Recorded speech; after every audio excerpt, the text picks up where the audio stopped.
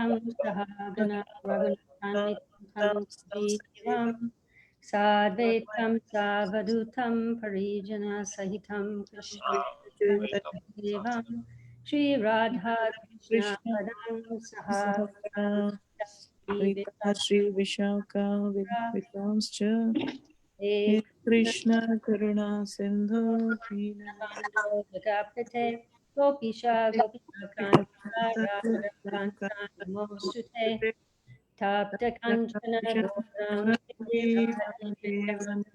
Shari Vishabhanu Devi Namami Hari Priye Hari Vanchakapa Trubhyascha Sindhu Patitanam Pavanebhyo Vaishnavebhyo Namo Namaha Shri Krishna Chaitanya Prabhu Nityananda Nityananda Shri Advaita Gadadhar Shri Vasari Gaur Radhi Gaur Bhakta Vrinda Hare Hare Krishna Krishna Hare Krishna Krishna Krishna Hare Krishna Hare Hare Hare Hare Rama Rama Hare Hare Rama Rama Rama Rama Rama Hare Hare Hare Hare Krishna Hare Hare Krishna Krishna Krishna Krishna Hare Hare Hare Hare Hare Rama Rama Hare Hare Rama Rama Rama Hare Hare Hare Hare Krishna Krishna Hare Hare Krishna Krishna Krishna Krishna Hare Hare Hare Hare Rama Hare Rama Rama Rama Hare Hare.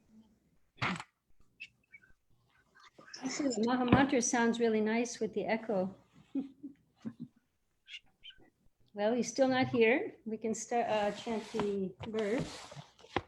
We're reading from the Bhagavad Gita, chapter 12, devotional service, text 6 through 7. I can't see it very well. Ye tu sarvani karmani mai sanyasya matparaha ananye naiva yogena mam jayanta upasate tesham aham samudharta mrityu samsara sagarat bhavami nachirat partha maya veshita chetasam ye tu sarvani karmani Mai sanyasya matparaha ananyena Yogena mam Mandhyayanta jayanta Upasate tesham aham samudharta Samudhartama Ritu samsara Samsara sasarat Samudhartama bhavami nachirat partha maya Aveshta veshita Chetasam ye tu sarvani Sarvani kamani Karmani mai sanyasya matparaha Sarvapara ananyena Yogena Mam jayanta upasate tesham aham bharta Samudhartama mrityu samsara Samsara sagara bhavami nachirat bharta Chiraparta maya Aveshta veshita. Chetasam. Someone else like to chant? एतु सर्वाणि कर्माणि ये तु सर्वाणि कर्माणि मयि सन्न्यास्य मत्पराः मयि सन्न्यस्य मत्परः अनन्येनैव योगेन अनन्येनैव योगेन मम ध्यायन्त उपासते मां ध्यायन्त उपासते तेषाम् अहं समुद्धर्ता तेषाम् अहं समुद्धर्ता मृत्यु संसार सागरात् मृत्युसंसारसागरात् भवामि नाचिरत् पार्थ भवामि न चिरात् पार्थ मयि अवेशिता चेतसाम् मय्यावेशितचेतसाम् ये तु Go ahead.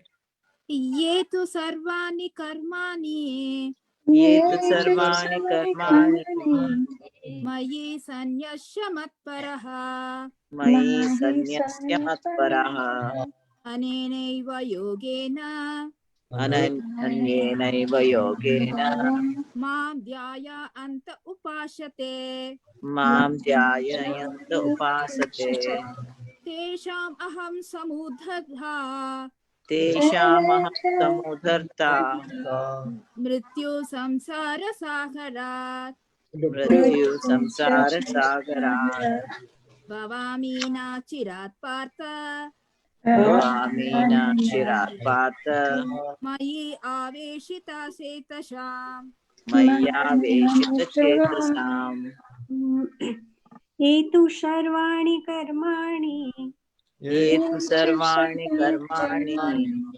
मयि सन्न्यस्य मत्परा मयि सन्न्यस्य मत्परा अनन्येनैव योगेन अनन्येनैव योगेन मां ध्यायन्त उपासते मां ध्यायन्त उपासते तेषामहं समुद्धर्ता तेषामहं समुद्धर्ता मृत्युसंसारसागरात् मृत्युसंसारसागरात् भवामि न चिरात् पार्थ भवामि न चिरात् पार्थ मय्यावेशितचेतसाम् मय्यावेशितचेतसाम्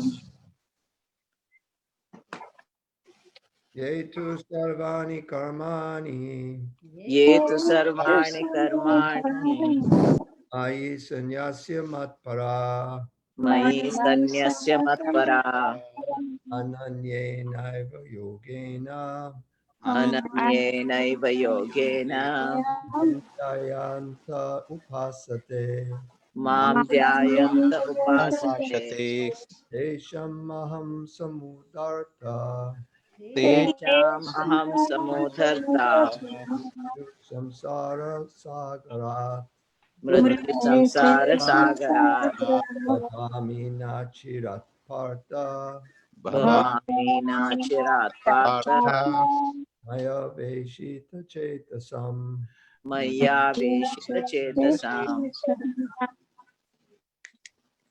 ये तु सर्वाणि कर्माणि ये तु सर्वाणि कर्माणि मयि सन्न्यस्य मत्परः मयि सन्न्यस्य मत्परः येनैव योगेन अनन्येनैव योगेन मम ध्यायन्त उपासते मां ध्यायन्त उपासते तेषाम् अहं समुद्धर्ता तेषाम् अहं समुद्धर्ता संसारसागरात् मृत्युसंसारसागरात् भवामि न चिरात् पार्थ भवामि न चिरात् पार्थ मयि अवेशितचेतसाम् मय्यावेशितचेतसाम्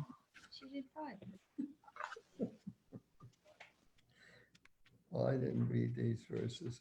I don't know what they are. Okay. Some reason or other, I prepared for some other verses that are already done. I didn't know we're up to this, but anyway, we'll see how I do without having read any of it. Yea, Yea, those who, those who two, Two. but, but Savani, Sarvani, all, all Karmani, karmani, activities, activities, Mayi, maya, unto me, unto me, Sannyasya, sannyasya, giving up, giving up, Matparaha, matparaha, being attached to me, being attached to me, Ananyena, anandayena, without division, without division, Eva, eva, certainly, certainly, Yogena, yogena, yogena, by practice of such, by practice of such Bhakti Yoga, bhakti yoga,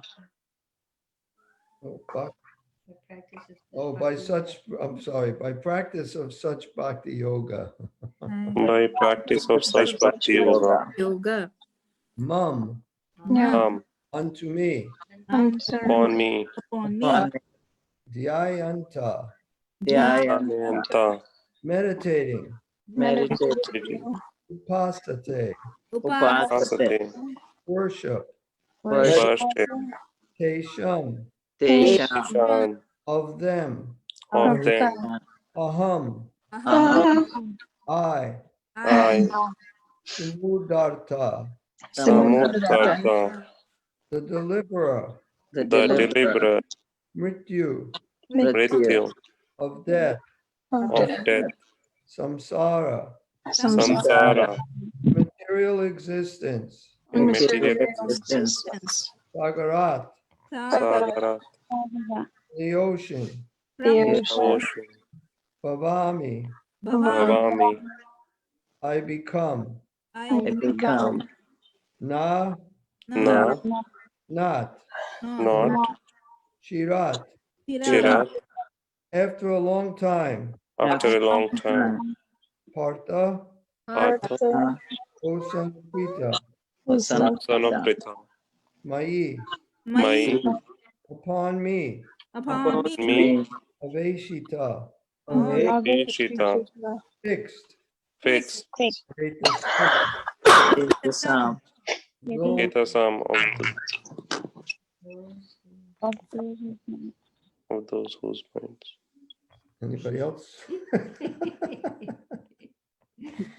But those who worship me, giving up all their activities unto me, and being devoted. Can you mute people because it's and being devoted to me without deviation, engaged in devotional service and always meditating upon me, having fixed their minds upon me, O son of Prita. For them, I am the swift deliverer from the ocean of birth and death. Purport. It is explicitly stated here that the devotees are very fortunate to be delivered very soon from material existence by the Lord. In pure devotional service, one comes to the realization that God is great and that the individual soul is subordinate to him. His duty is to render service to the Lord. And if he does not, then he will render service to Maya. So because I didn't read this, rather than read the whole thing, I'm going to forget it. I'll go a paragraph at a time and make some comments. So I'll read the verse again. But those who worship me, giving up all their activities unto me and being devoted to me without deviation, engage in devotional service and always meditating upon me, having fixed their minds upon me, O son of Prita. For them, I am the swift deliverer from the ocean of birth and death. So this is explaining the real fully surrendered devotee. Devotee that here that devotees are very fortunate to be delivered very soon from material existence by the Lord. So in pure devotional service, one comes to the realization that God is great and that the individual soul is subordinate to him. We're part and parcel of God.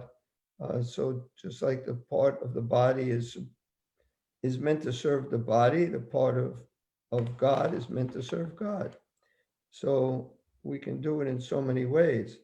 We can do it directly by serving Krishna, which is for our eternal benefit, and for our benefit, even if we didn't think of the future, what's going to happen to me after death, it's still our benefit even now, because it's the only thing that's going to make us happy even now. So engaging in Krishna's service is the most beneficial thing we can do now and for our future too. To serve him directly. If we don't want to serve him directly, then we have to serve his illusory energy. So we can serve him in that way indirectly. Everyone is a servant. Either you can serve God directly or indirectly. Indirectly is through Maya, through this illusion. You can serve God. So we have a choice. And what are the different results? We serve him directly. He swiftly delivers you from this ocean of birth and death. You enter the spiritual world of eternity, bliss, and knowledge. Not just the heavenly planets, which is a really wonderful place compared to this place, but it's nothing compared to the spiritual world. I've seen a video of someone who had a near-death experience and describing the light and the feeling. You can feel the presence of God, and all this is real wonderful, but without actually having that personal relationship, that brings it up so much greater. You know, he compared the light that he saw. If you took the brightest light you can possibly imagine, that is like basically a dark hole compared to this light that he experienced when he had this near-death experience. This was during the Korean War. He was shot. He was going to die. He was shot a few times, but he did survive. But in any case, he had this experience of this great light and how wonderful it is. And that's just the Brahmajyoti. And that is compared to the happiness, and that is compared to the water that's in a hoof print of a calf. How much water you can have in a hoof print of a calf is compared to serving Krishna, and the personal form is like an ocean of mercy, an ocean of happiness. The experience is an ocean compared to the water in the hoof print of a calf. Not even a cow, a calf. It's even smaller than a cow's hoof print. So this experience that this man had, the way he was describing it, sounded like it's more of a Brahmajyoti. But that is nothing compared to what we can actually experience by seeing Krishna. Those who had the experience of seeing Srila Prabhupada can say how amazing and wonderful, and you felt completely satisfied. You know, other times if you're sitting in class or you're just in a room, your mind is always going about things in the future, things in the past. Even while I'm speaking right now, I'm sure people are thinking of different things. But when you're in Prabhupada's presence, you don't think of anything else. You know, there's nothing else. It's it. You're just right there, and you're completely happy and satisfied. And that's nothing even compared to being in the presence of Krishna. Krishna is, because even Prabhupada, many people didn't see anything special when they saw Prabhupada. And there are some people who saw Krishna that didn't see anything special too. But they were, of course, I would say demons. But most people, they saw him as the most beautiful person. Even if they didn't see anything spiritual, they never seen anything so beautiful before. So this realization of Krishna, it comes by serving Krishna personally in his Archa Vigraha form, or in the instructions from the spiritual master. By rendering service to him, we become purified by engaging our senses in the service of Rishikesh, the master of the senses. So I'm going to read the next paragraph. As stated before, the Supreme Lord can be appreciated only by devotional service. Therefore, one should be fully devoted. One should fix his mind fully on Krishna in order to achieve him. One should work only for Krishna. It does not matter in what kind of work one engages, but that work should be done only for Krishna. So even that, it doesn't matter what work he does. Like, for instance, you can sweep the floor, you can wash the pots, you can cook and make the offering, you can bathe and dress the deities, you can go out and distribute books. It doesn't matter what work you're offering, what work you're doing, as long as you're doing it for pleasing Krishna. So it does not matter in what kind of work one engages, but that work should be done only for Krishna. That is the standard of devotional service. The devotee does not desire any achievement other than pleasing the Supreme Personality of Godhead. So that's all he wants to do. He just wants to please Krishna, or to please his guru, because the guru is a representative of Krishna. So if we actually please our guru, then we're pleasing Krishna. We please Srila Prabhupada. So we have Prabhupada's books. We read his books, that pleases him. We act on that pleases him. We distribute those books, that pleases him. We should find out when he was here, what pleased him. And we can do that. He's everyone's spiritual master in ISKCON. He's our Shiksha Guru. And in the Shiksha Guru and the Diksha Guru, there is no difference, according to Sri Chaitanya Charitamrita, in the that we shouldn't see one as better than the other. There's no difference. And generally, the Shiksha Guru becomes the Diksha Guru. But Prabhupada's everyone's Shiksha Guru. And you can have many Shiksha Gurus, but you can only have one Diksha Guru. So I think because you only have one Diksha Guru, people think that that is more important. Even though our line of disciplic succession is more Shiksha Gurus than Diksha Gurus. So his life's mission is to please Krishna, and he can sacrifice everything for Krishna's satisfaction, just as Arjuna did in the Battle of Kurukshetra. The process is very simple. Well, before I read this sentence of how it's very simple,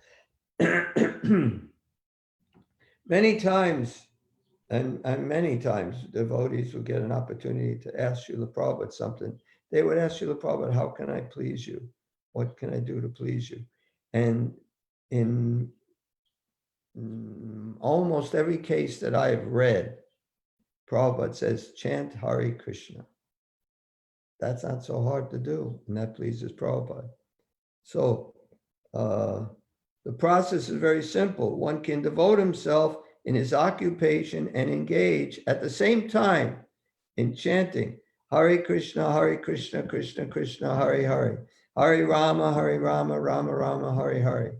Such transcendental chanting attracts the devotee to the personality of Godhead. So by chanting, you get attracted to Krishna. By the more you chant, the more you get attracted to Krishna.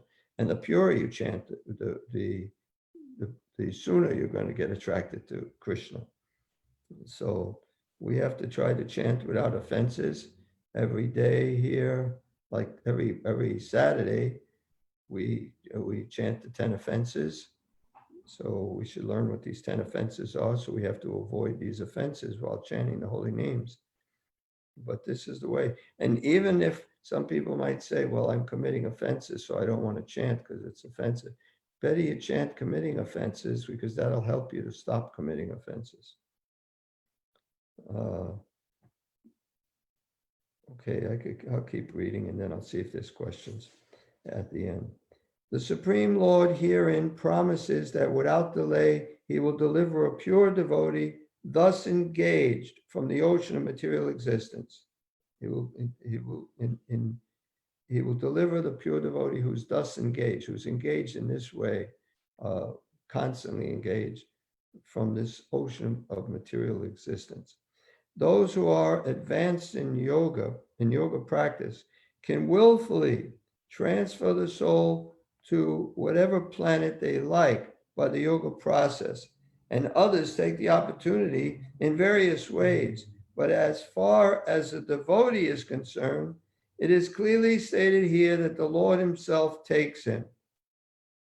So you can practice yoga and you can go to a different planet. You can do all this stuff on your own. But here, if you just serve Krishna, he'll take care of you. You're in his hands. You don't have to worry about anything. You know, if like Prahlad Maharaj said that if Krishna wants you to live, no one can kill you. And if Krishna wants you to die, no one can save you. He said, he actually said, I'm a soul surrendered unto you. So if you want me to live, no one. So if you're surrendered to Krishna, if he wants you to live, no one can kill you. And if he wants you to die, no one can save you. And it's whatever he wants, the way you're devotee. Because he doesn't see this death as the end. It's just the end of this body. It doesn't end me. And we had so many other bodies with so many other families. Even when, what's that boy's name? Chitra. Chichiketu? No, who came up, brought him back to life? Narada Muni? Yeah, Narada Muni. Or was it Chitraketu's son? I think it was, anyway, I'm not positive. I think it was Harsh. Chitraketu's son. Harsha-Shuka. I don't remember his name.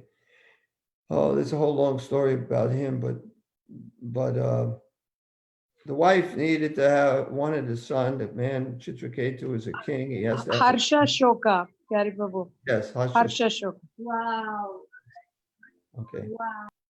Hashoka, which is happiness and distress. So basically, they gave him a benediction that he will have a child, but the child is going to be the source of great happiness and also the source of great distress. So what the king thought was that the distress is because he's going to be my only son. I have so many wives. I have a whole big kingdom. Everyone's going to serve him. He's going to get really spoiled. And because of that, he's going to cause distress. That's what he thought. He speculated. But what the distress was, because he had this one son with one wife, that wife was his favorite now. And he had so many other co-wives, or she had so many other co-wives. And they weren't getting the attention that she was getting because she's the mother of her son. So the boy, what they decided to do, I don't understand people, but they decided that they're going to poison the child. They're going to kill the child because the king is not giving them attention. You go figure why people do what they do. I mean, we have a lot of crazy things today, and Prabhupada has mentioned that so many people in the royal family have killed their other brothers, father, so many just so they can become king. So people are nuts. But anyway, so these co-wives were pretty deranged. I mean, to me, it makes no sense at all. But, you know, it's not that the king neglected them and threw them out of the castle and they had no place to live. He took care of them, but he just didn't give them the attention. So anyway, so they poisoned the child dies, and then they realized that their speculation was wrong about the cause of great distress, because now it's great distress. The young boy died. So then I think it was Narada Muni and Parvat Muni came back. You know if that's correct? But anyway, I think it was them. And they were, you know, the father was really upset. So they brought the child back to life. And he said, why are you crying? You know, he said, these are your parents. He said, which parents? I have had so many parents. Which ones are you? You know, so when you can see your whole line of lives, you had so many. We're only attached to this particular one. These particular parents, these particular children. We had so many children. I mean, I'm assuming we had so many children, and we had so many parents. We had so many lives. But yet we're so attached to this. So when you're God conscious, when you're actually in contact or communion with Krishna, then you can see this life is nothing. You had so many of them, and now I'm going to have so many more, or I'm going to go back to Krishna. It doesn't really matter as long as I'm serving Krishna. So you can see the full picture. We are certainly blinded quite a bit by seeing that full picture. But the pure devotee, he's not concerned if he dies. It's whatever Krishna wants. Doesn't matter. I'm here to please Krishna.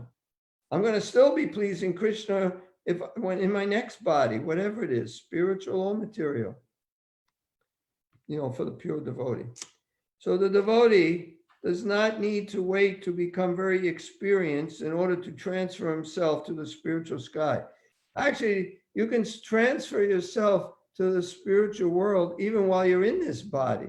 By just being fully Krishna conscious, you're actually in the spiritual world. You're not in the material world.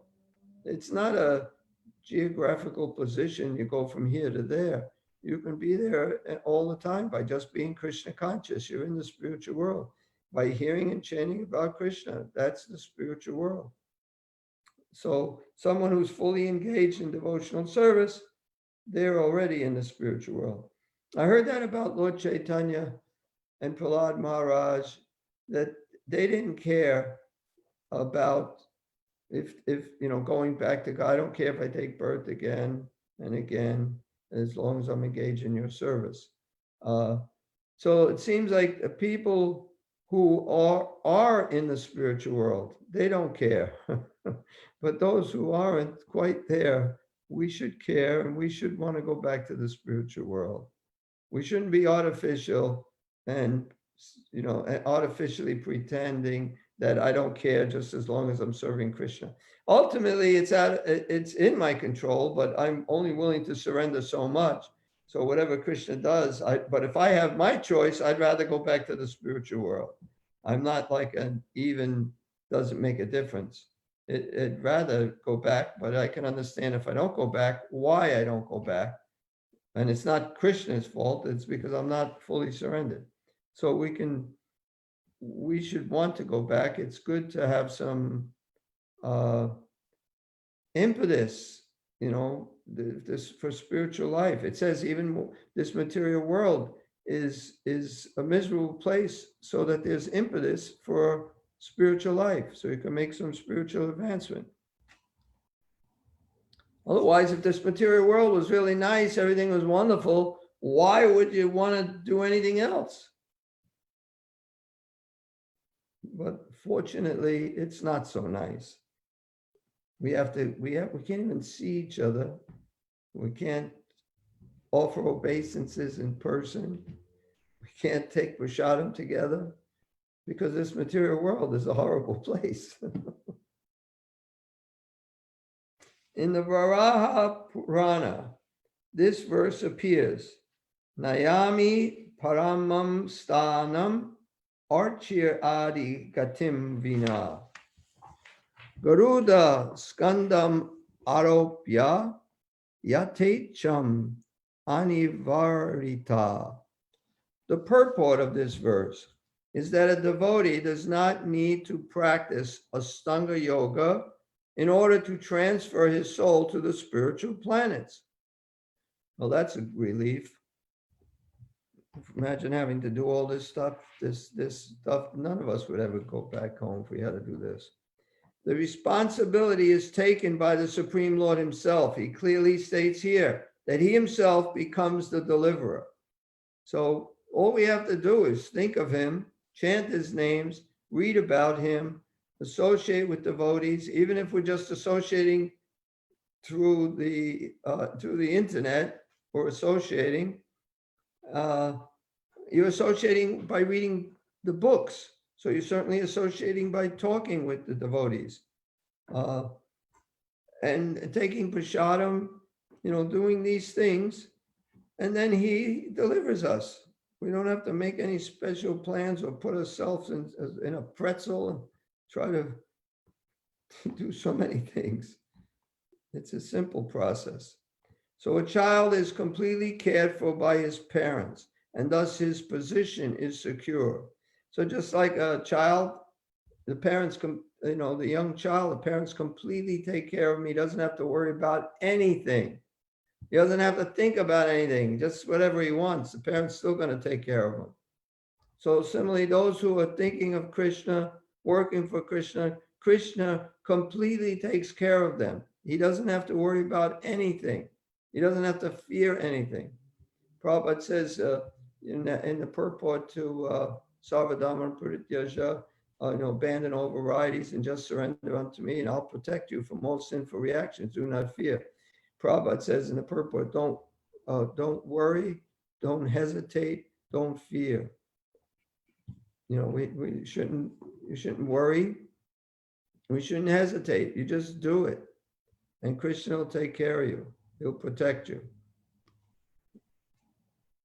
And you gotta do it to experience it.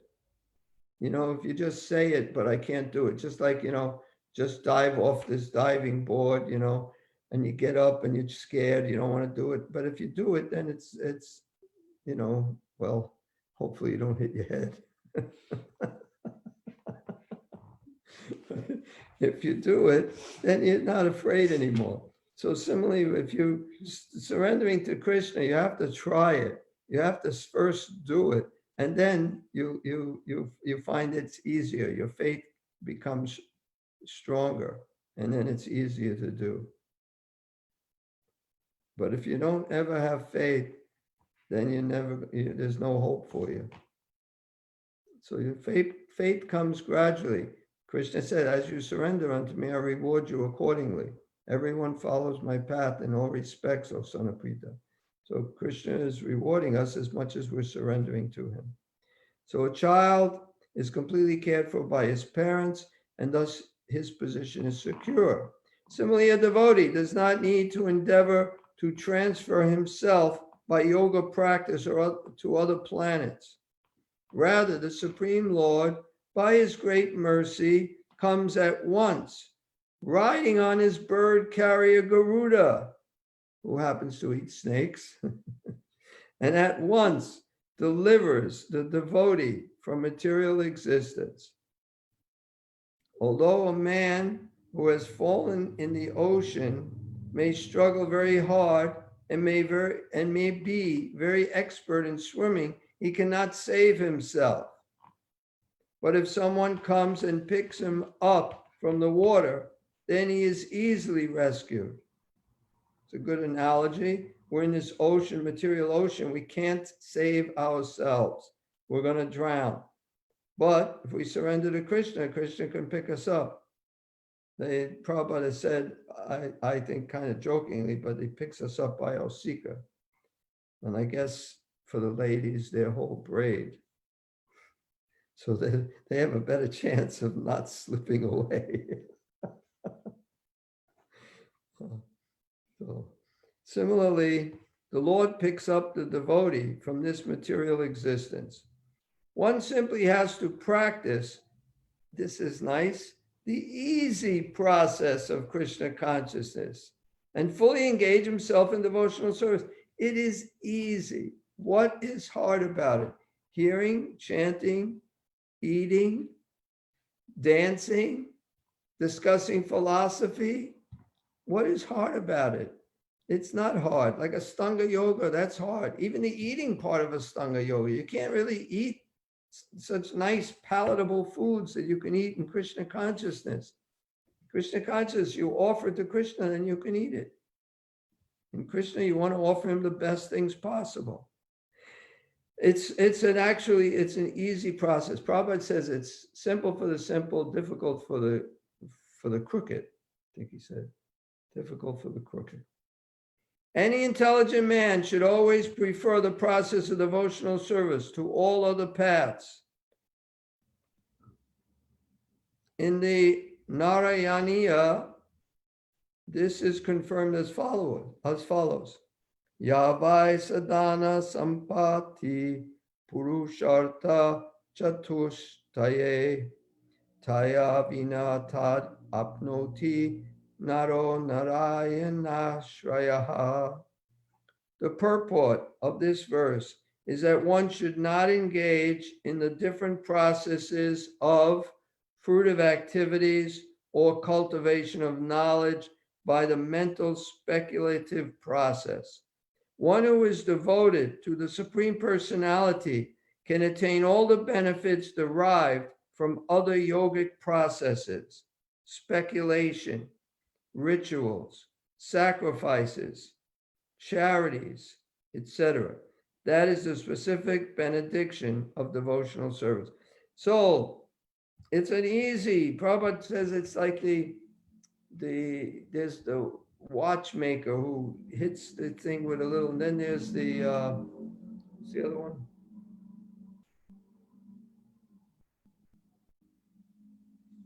Oh.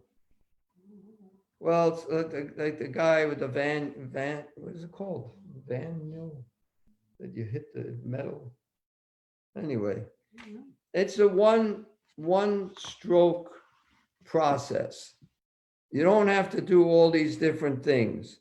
Yoga process, different exercises, breathing exercises, or different rituals, different sacrifices, charity to so many different things. It's a one-stop shopping.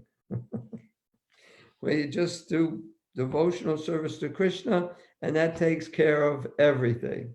That's a very simple process. And it's real and it's genuine, and anyone can experience it even in this lifetime.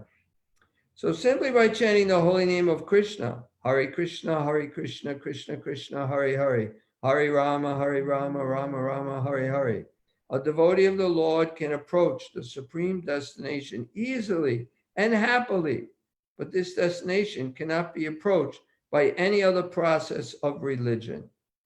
So there's so many processes. Oh, the next part, Sarvadharma Parityaja, verse I quoted earlier. But there are so many processes of religion. That's why Krishna says, give up all varieties of religion and just surrender unto you. So what's a variety of religion? There's different religious principles. There's so many things. Like, for instance, don't lie. You shouldn't lie. It says that a liar is such a heavy burden to the earth. It says the earth can hold up these mountains, but to hold up a liar is so much heavier than these mountains. So a liar is really bad. But if Krishna asks you to lie, you lie. Maharaj Yudhisthira was told to say that Asvatthama is dead. And now Asvatthama, there was an elephant named Asvatthama. They made a whole big thing just so he didn't lie. But he could have just said it anyway. Asvatthama is dead.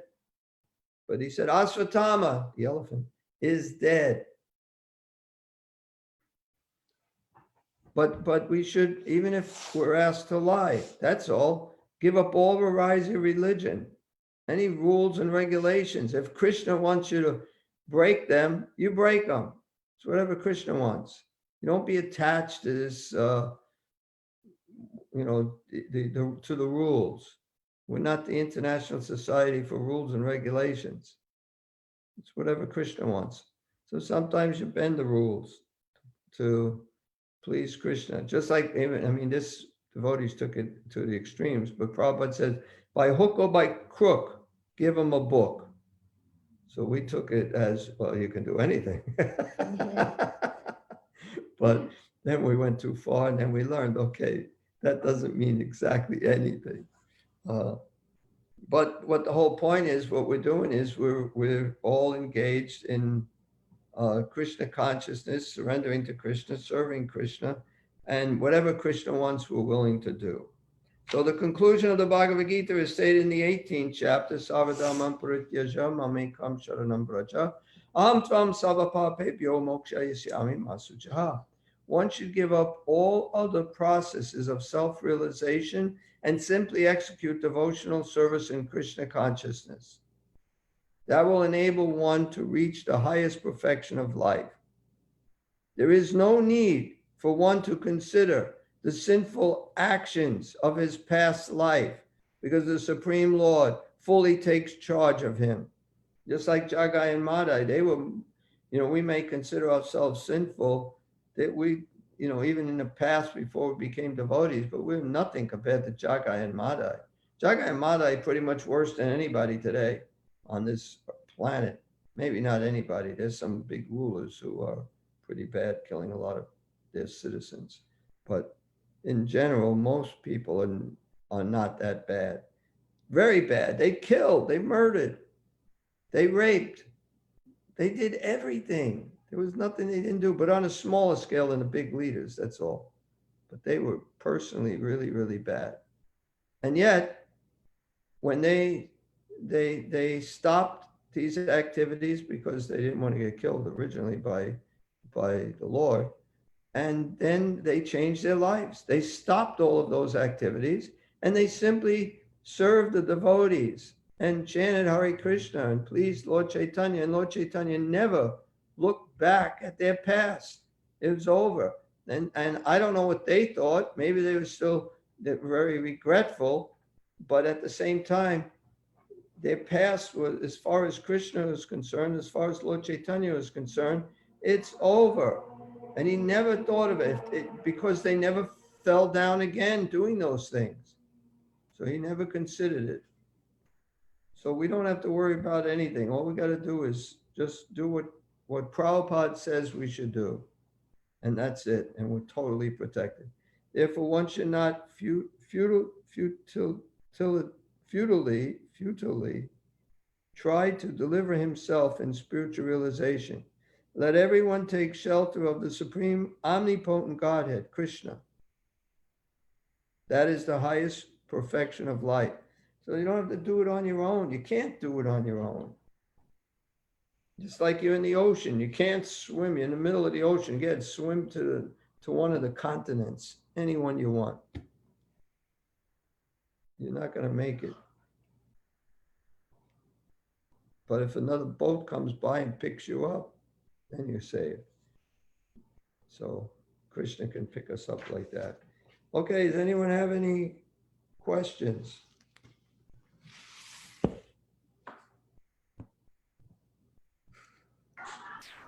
One question, Prabhuji. So you said that even while in this world, we can be in the spiritual world by becoming Krishna conscious. So, but the material world will still, I mean, the miseries of the material world will still affect us, right? Even if we do that. Well, you won't really be very disturbed by them. Just like you're working on something. You're working in the kitchen. You're really busy doing all this work.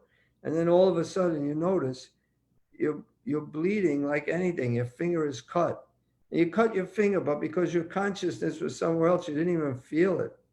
Of course, then you stop working and you take care of your finger. But the point is, if our consciousness is on Krishna, then the material pleasures and pains don't really affect us so much that we become kind of callous to them. So just like Srila Prabhupada, it's not that he didn't suffer, but when he suffered, he was able to tolerate it. The pain that Prabhupada was going through, because he was pretty much, like he said, a stack of bones. He weighed about 60 pounds. He was just, any kind of movement is so painful, but yet he did that without taking any kind of painkillers. Nobody does that. Everyone has to take painkillers. It's like you can't tolerate it. It's intolerable, but he could tolerate it because he's thinking of Krishna. So somehow or other, it's not the same thing as you're in the spiritual world, especially from the viewpoint of someone who's not in the spiritual world. But it's the same thing as far as your consciousness is in the spiritual world and you're fully blissful. Even though your body may be suffering, you're blissful. And I can't explain because I'm not there. I'm still, feeling the pains and pleasures of my body. But you are in the spiritual world. Srila Prabhupada is in the spiritual world. His consciousness was there. He even said he's always in Vrindavan. He's thinking about Vrindavan. So two things. One is, if I actually get to that point, I'll try to answer the question better. And if not, you can get to that point and then explain it to me. Okay, sure. But it is a spiritual. You are in the spiritual world when you're thinking of Krishna. When you're sincerely thinking of Krishna, fully thinking of Krishna, even if it's only for a little while, when you're absorbed in that thoughts, that's spiritual. Or when you're chanting your japa and you're actually hearing your rounds, that's spiritual. May only be a shadow for us, but even that shadow is really nice. Imagine what it would be like if you're actually there or fully conscious. Okay. Yeah, thank you, Prabhu. Any other questions? Hare Krishna Prabhu. This is Ras Das. Yes. So, Prabhu, the two things, right? In the purport, Prabhupada says, Sarva Dharman Parityajya, Mamekam Saranam Raja, right? Aham Tvam Sarva Papebhyo, Mokshasmi Masucha. And similar verse comes in other chapter like Kaunteya Pratijanahi, Name Bhaktya Pranishati. So, these two verses, right? It's basically talking about I will protect you, my devotee never perishes. So, Prabhu, question is like, devotee, is it like one has to be purely 100%, 200% surrender, then only Krishna protect, and sadhaka like us, we are not completely surrendered. And how should we understand these two verses? Like, Well, the way I understand it is from another verse, as you surrender unto me, I reward you accordingly. So as much as we're surrendered, that's how much he's protecting us. It's almost like your child. You have children. Now they're both young, so you're fully taking care of them. Then they get older, and then they get married and move out. You don't take care of them so much because they're more independent. They're on their own. So Krishna is the same way. If we're fully dependent on Krishna, then he gives us full protection, fully takes care of us. And if we're he'll partially take care of us, just like your married daughter or married son. They need some help, you help them. So he helps us too, even if we're not fully dependent on him. But as a child, you're fully dependent on your parents and they fully take care of you. So we have to become fully dependent on Krishna. Who was it? Srivas? Srivas? Who Lord Chaitanya said, Lord Chaitanya said, I don't see you doing anything. How do you maintain yourself? And he said something like, I tell Krishna, I clap 3 times. Yes, clapping 3. What? Yeah, Srivas Pandit will clap 3 times, and then he'll tell that after that still I didn't get the food. Like, no, Chaitanya Mahaprabhu will be asking how you are, like, you have a very big family, how you are managing it without going out for work, and how you are depending completely on the God. He says that I was chanting the holy name of the Lord and I completely surrendered. So what he will do for the food? Like Shivas Pandit will say that I will clap 3 times. After that, if there is any solution, I will wait, or otherwise I will dip inside the Ganges. Otherwise I what? Jump in the back. Right, commit suicide, right. Yes. Right, so Krishna takes care of him. Yes. So try clapping. It's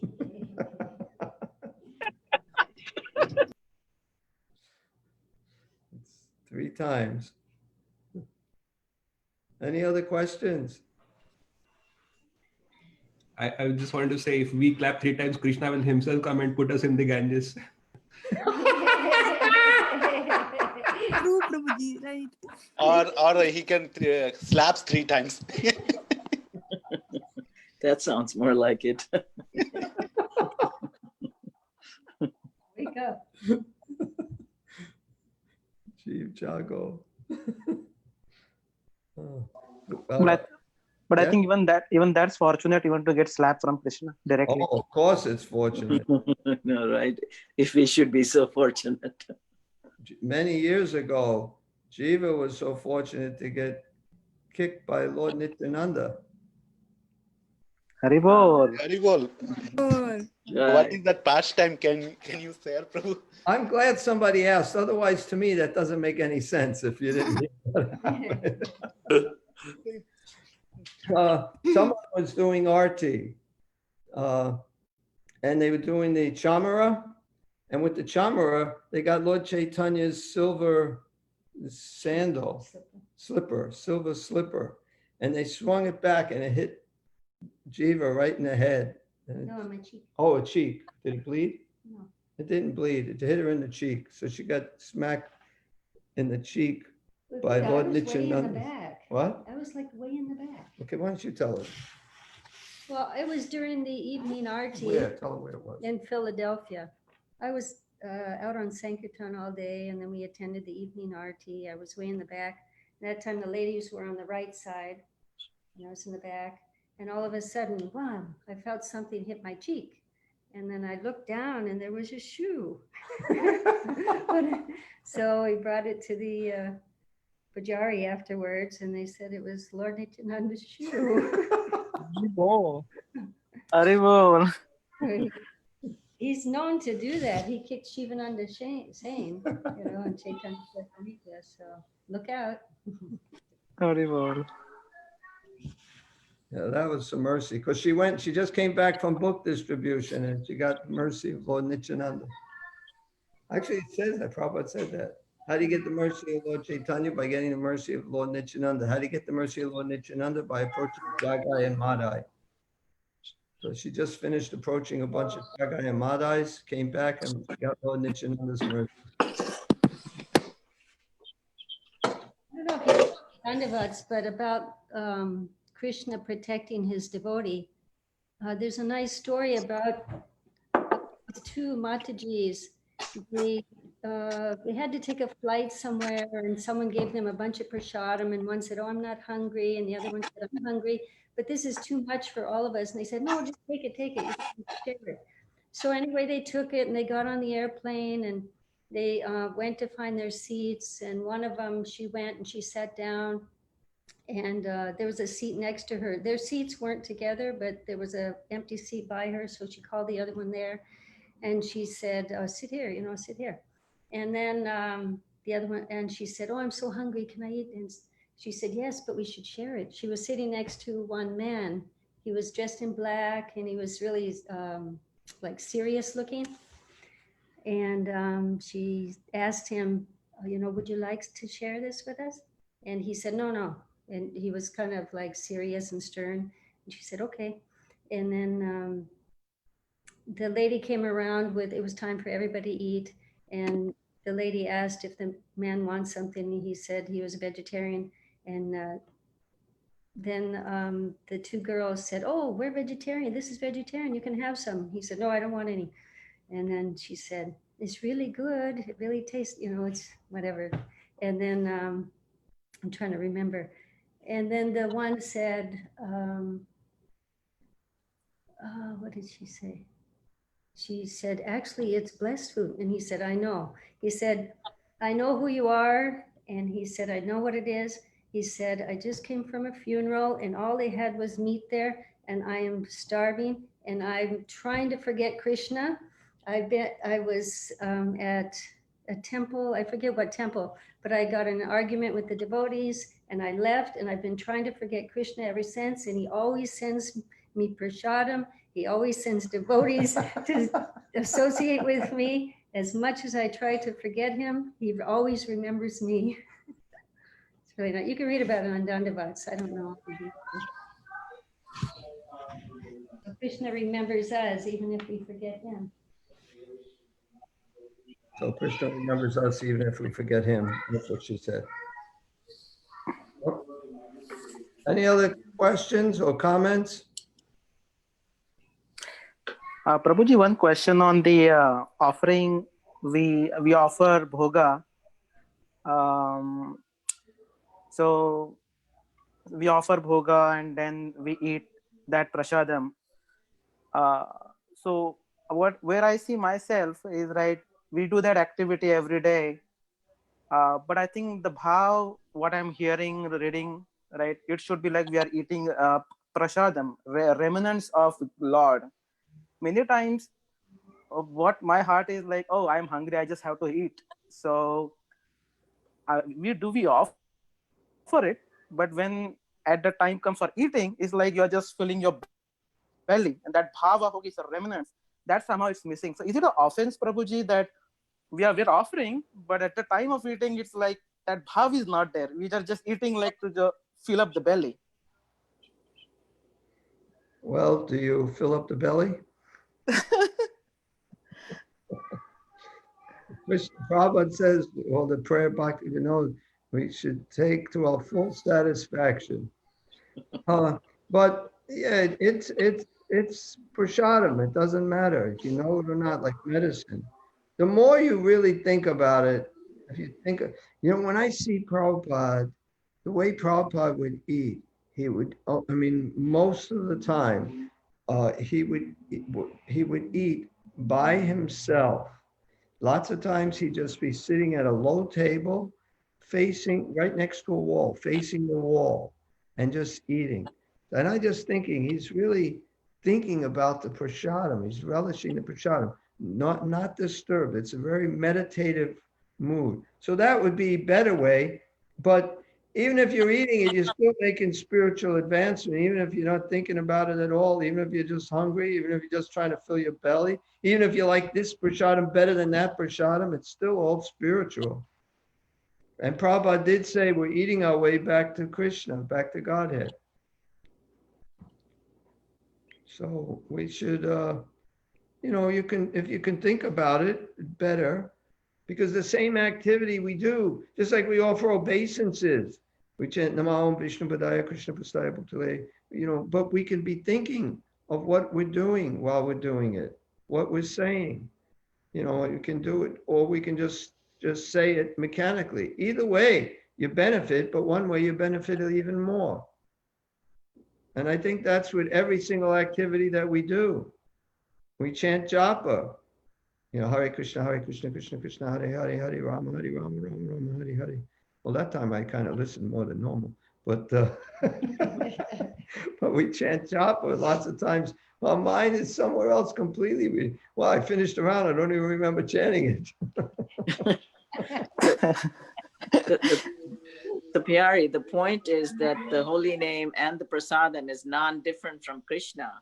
Right. Even whether we are doing offensive chanting or we are doing offensive eating prasadam, we are still associating with Krishna because it's non-different from Krishna, right? Yeah, I'm not sure if it's offensive eating prasadam. I don't think so. No, what I mean is without. I want to read something Prabhupada said. Sure. I appreciate. We are giving you prasadam. By eating, you one day will become Krishna conscious. Simply by eating. Because you are so dull, you cannot understand the philosophy. You know the belly like the animals. So therefore, we are giving facility. All right, fill up your belly and you will be infected. As you take food stuff from an infected area, you become infected with some disease. So this is Krishna infected prasadam. You take it and one day you will be diseased with Krishna consciousness. Where did you read that from? Well, it says April 38, 1976, he in Fiji. Where did you get it from? Well, every morning, Raga Sindhu Prabhu's group sends something to me. I mean, this Okay. every morning. So Wait, that's really nice. I think on that note, everyone should take prasadam and we end class and take prasadam. Before you end class, I want to remind tomorrow's quiz. Oh, yeah. Tomorrow we are going to have quiz. Yes, Prabhu. And I'd like to remind you, don't have to worry about the quiz. Just you can eat during the quiz.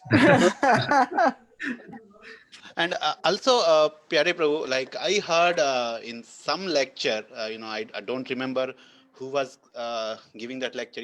He said that Prabhupada used to tell that for devotee, there is one sense gratification is allowed, that is eating prasadam. Yeah. That's pretty much the only sense gratification for devotees. Yeah. So that sense gratification is sanctioned for devotees. Yeah. That's good. And we're going to have a new kitchen soon, so we can make a lot of. Haribol. So tomorrow is Ekadasi, so we should not think more about prasadam. Yeah, so tomorrow we try to minimize the demands of the body and think more of Govinda. Yeah. Even then we can eat some nice prasadam. Yes. Yes, Prabhupada says, fasting and feasting, they're both the same. My grandmother used to follow Ekadashi, and we used to actually wait for Ekadashi because she made some nice, sweet plantains and milk sweets and all that. So we used to like Ekadashi. Yeah, we may make for Lord Jagannath tomorrow. Not we, you know who. But garanga potatoes with cauliflowers. Haribo. Well, I have some cauliflower pakoras and other pakoras here for today. Anyway, we're not that advanced yet to send stuff. Oh, mentally. Yeah. That would be nice. Okay, let's offer our obeisances to all the Vaishnava devotees. Patarubhyascha kripa sindhu evacha patitanam pavanebhyo vaishnavebhyo namo namaha. Hare Krishna.